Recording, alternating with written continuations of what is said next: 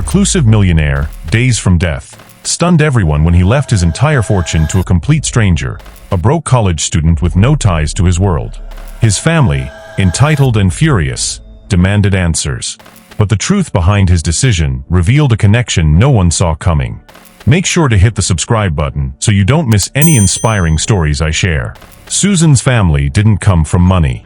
Her mother, Clara, had worked as a nurse for over 35 years, often with aching feet and unpaid overtime.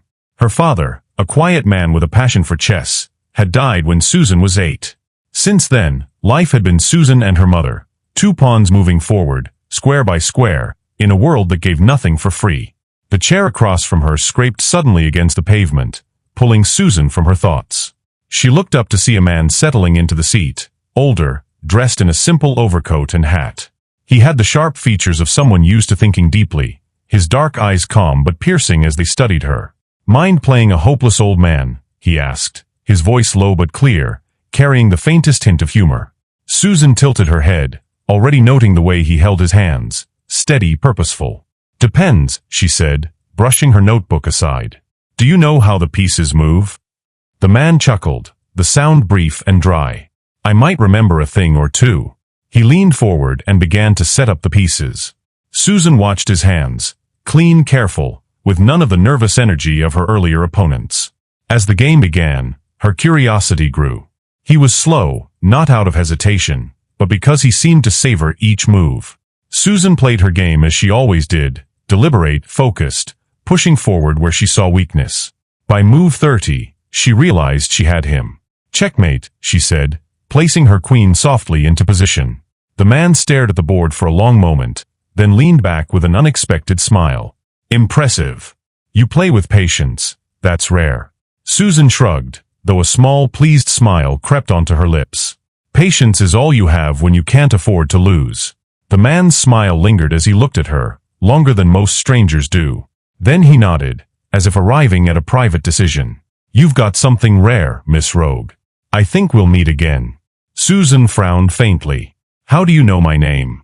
He only smiled as he rose, his long coat flaring slightly with the breeze. "It's a small city." Susan watched him walk off, disappearing into the crowd as though he'd never been there. She glanced at her phone again. Time was up. Slinging her backpack over her shoulder, she hurried out of the park toward the diner. But as she walked, one thought lingered. Who was that man? Susan sat at the edge of the library steps, her knees curled close to her chest as she flipped through her biology notes. The textbook weighed heavy on her lap, just one of the many books she'd struggled to afford this semester. She rubbed her tired eyes and glanced at her phone. 4:57 p.m. 3 minutes to breathe before her shift at the diner. The sudden low hum of an engine caught her attention. Susan looked up, and her heart skipped a beat. A sleek black car had pulled up to the curb just ahead, its polished body gleaming under the soft autumn sun. It sat there idling like it had been waiting. Susan's first thought was that it had nothing to do with her. Black cars didn't stop for people like her. But when the passenger door opened, a man in a black suit stepped out. He was tall and well-groomed, his sharp features impassive as he looked straight at her. Susan's chest tightened. "Who is that? A debt collector? No, this is too formal. Government? Police? Oh God, men in black?" She glanced around, but the students streaming past her barely seemed to notice. The man's shoes clicked sharply as he approached, his strides measured and deliberate.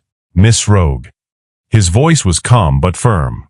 Susan froze, her biology notes slipping slightly from her lap.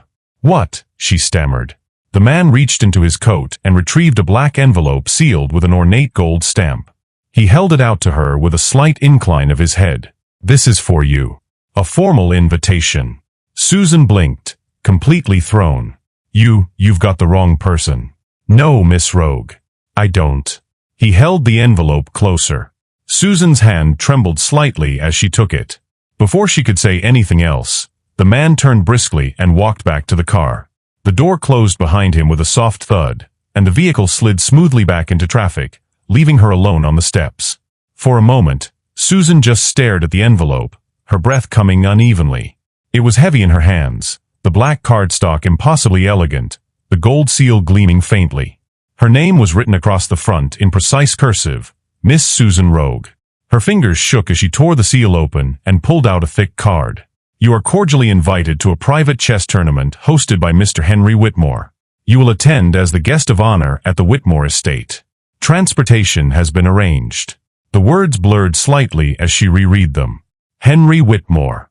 Recognition hit her slowly. The old man from Central Park. Him. A guest of honor? At a chess tournament?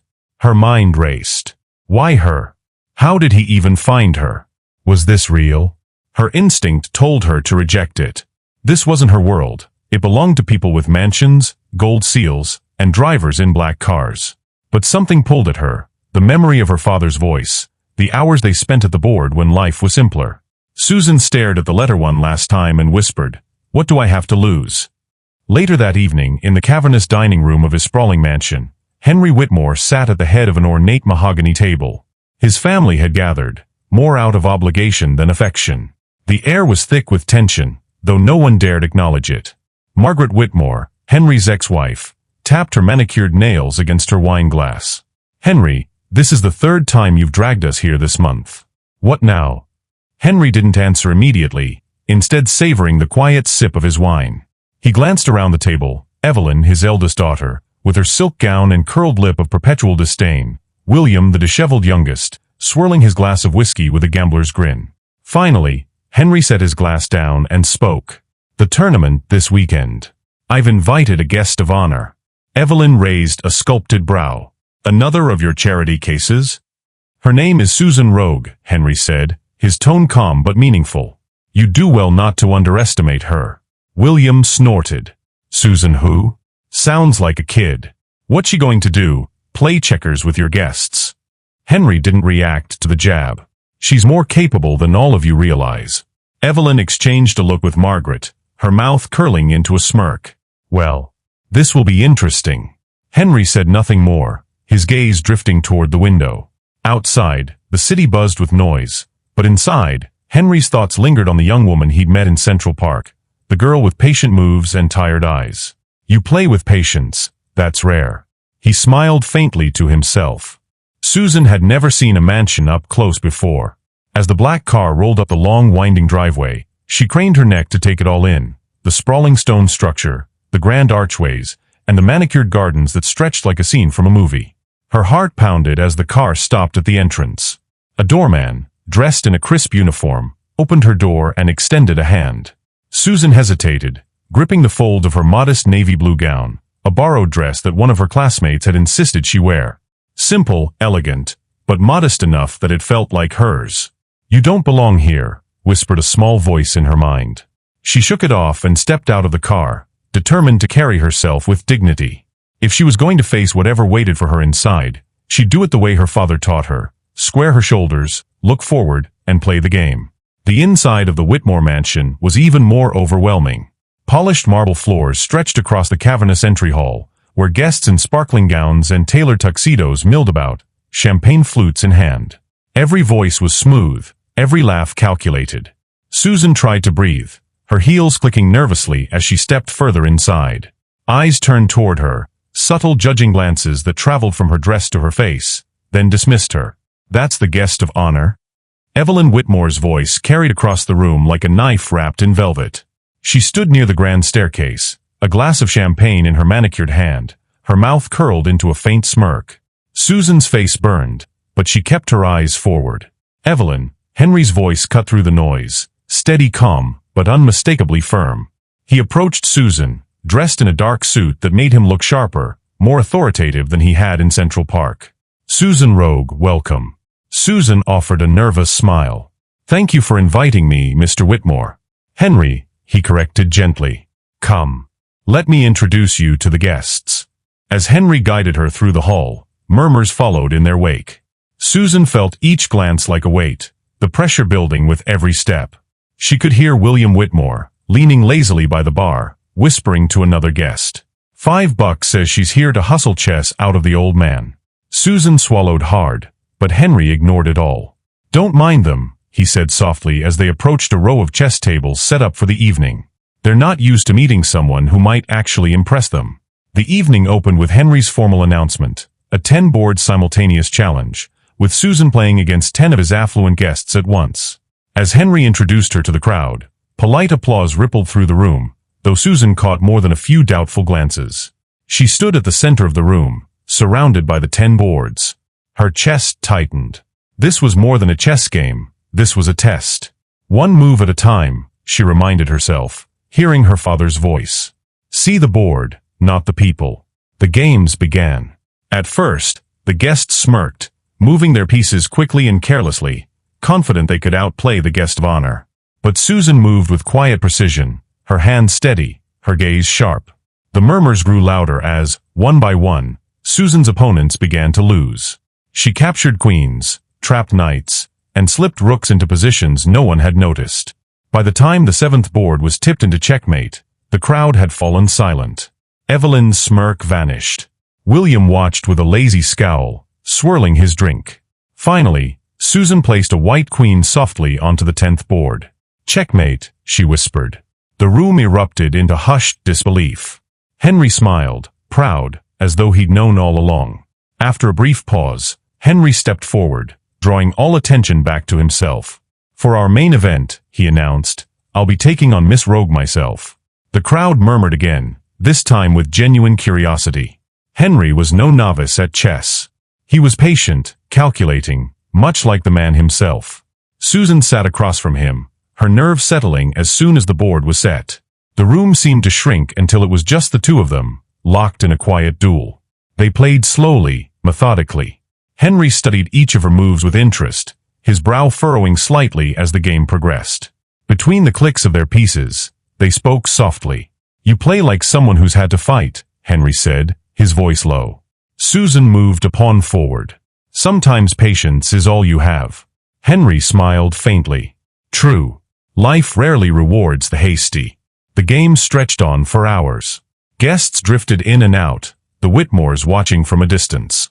By the 58th move, Henry tipped back in his chair, smiling as Susan placed her queen. Checkmate, she said softly. Henry chuckled, his voice warm.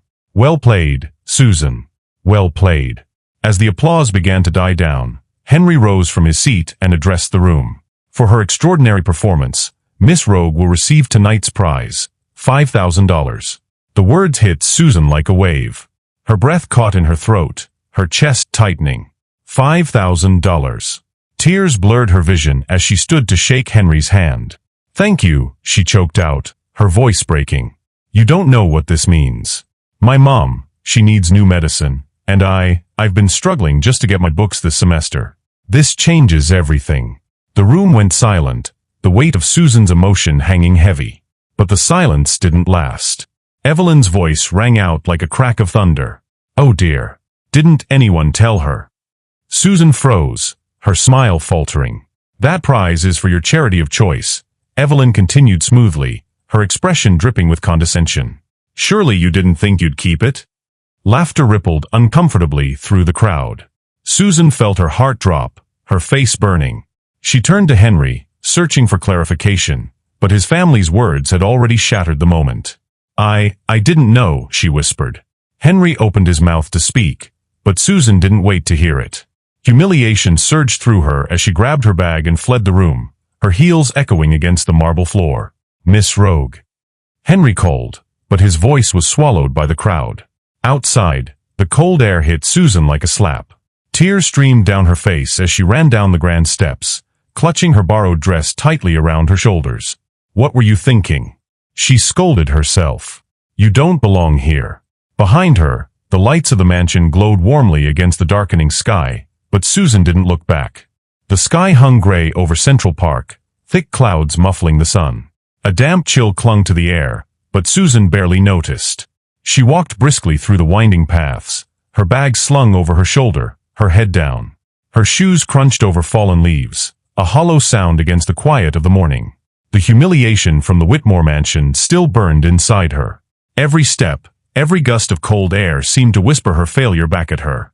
What were you thinking, Susan? You don't belong there. She didn't know why she came back to Central Park. Maybe it was habit. This was the only place where life made sense. The chess tables always waited, simple and unchanging, even when the world wasn't. When she rounded the familiar corner, she froze.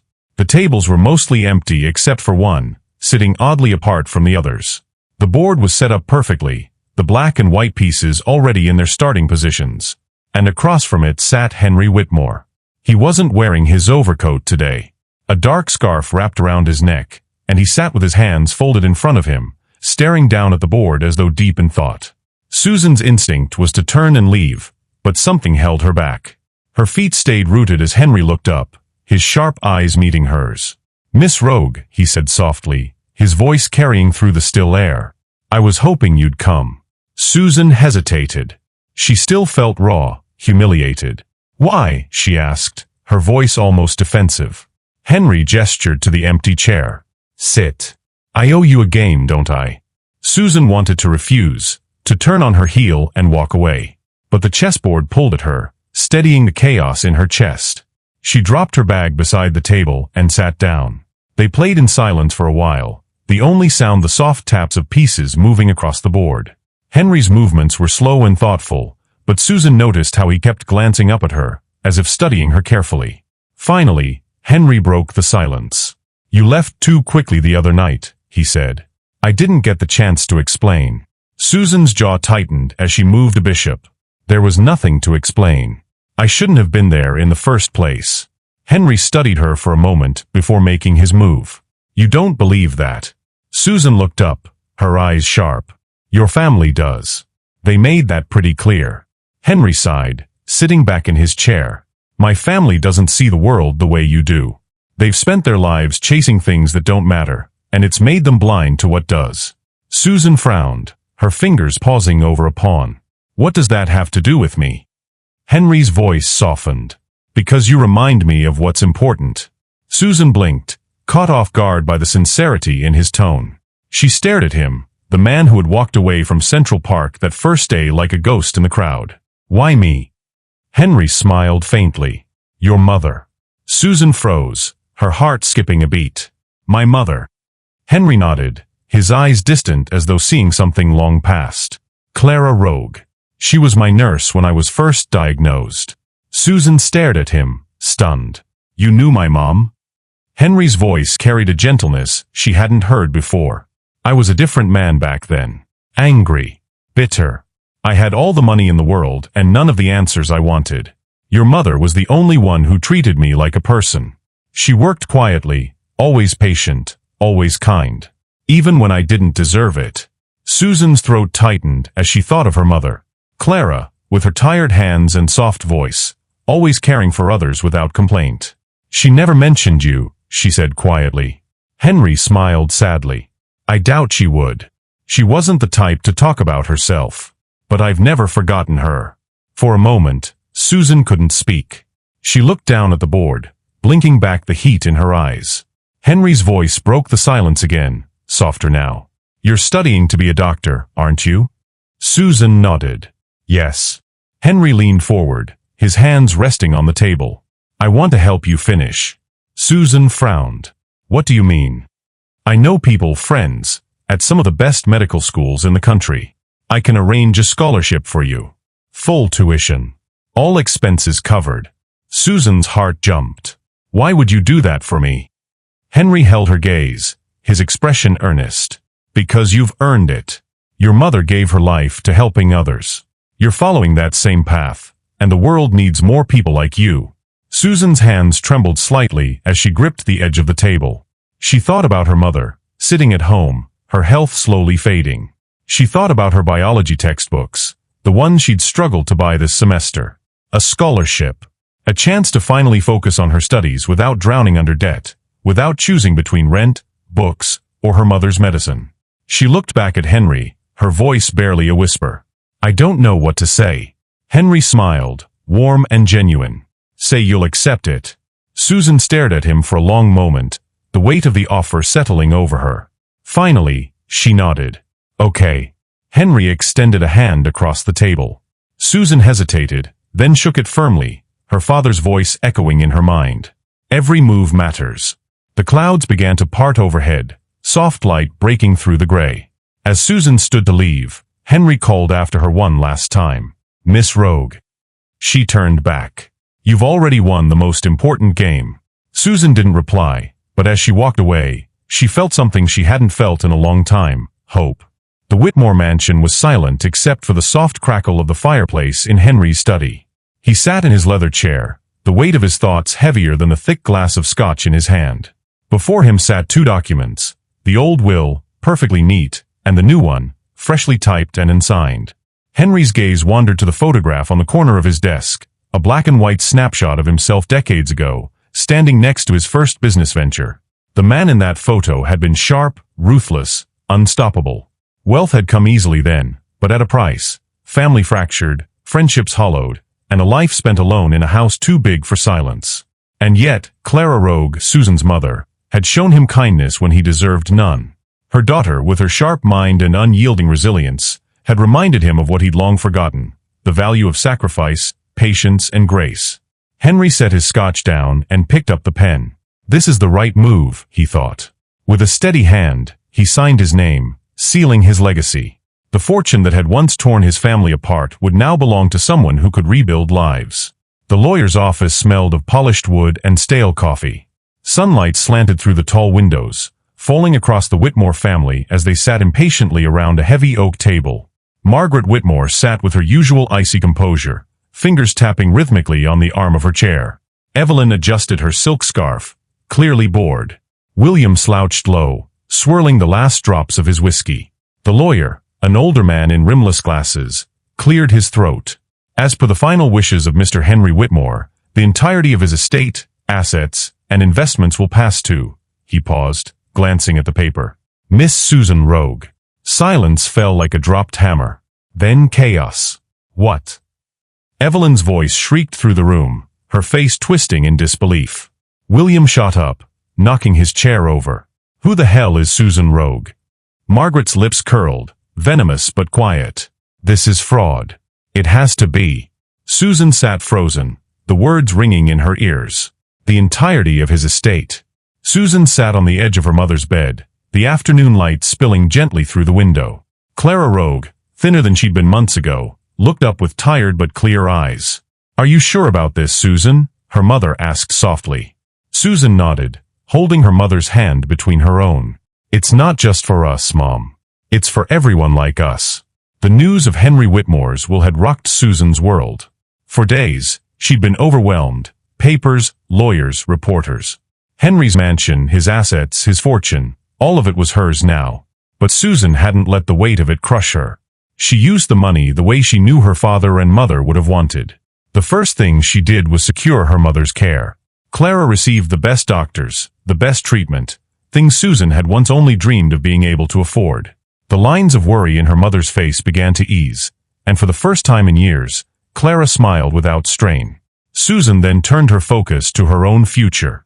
With Henry's connections, she enrolled in an Ivy League medical program on a full scholarship, determined to finish her education and become the doctor she'd always aspired to be. But she didn't stop there. A portion of Henry's fortune funded scholarships for underprivileged students, young people like herself who couldn't afford their dreams. Another part of the money established a foundation to support community health care, clinics, nurses, and medical supplies for those who couldn't pay. On a clear spring morning, Susan sat at her familiar chess table in Central Park. The sun warmed the board as she set up the pieces, black and white, just like always. A small boy wandered up, curiosity lighting his face. "Can I play?" he asked. Susan smiled, gesturing to the seat across from her. "Of course." As the boy studied the board, Susan whispered her father's word softly, more to herself than anyone else. "Every move matters." The pieces clicked into motion, and Susan played the game with the same calm focus that had carried her through every challenge. Only now, she wasn't just playing for herself. She was playing for everyone who believed in something more. I hope you enjoyed this story. I'm sure you'll also love the next one. Click on the video on the screen right now, and don't forget to subscribe if you want to see more videos like this in the future. Thank you for watching until the end. See you soon.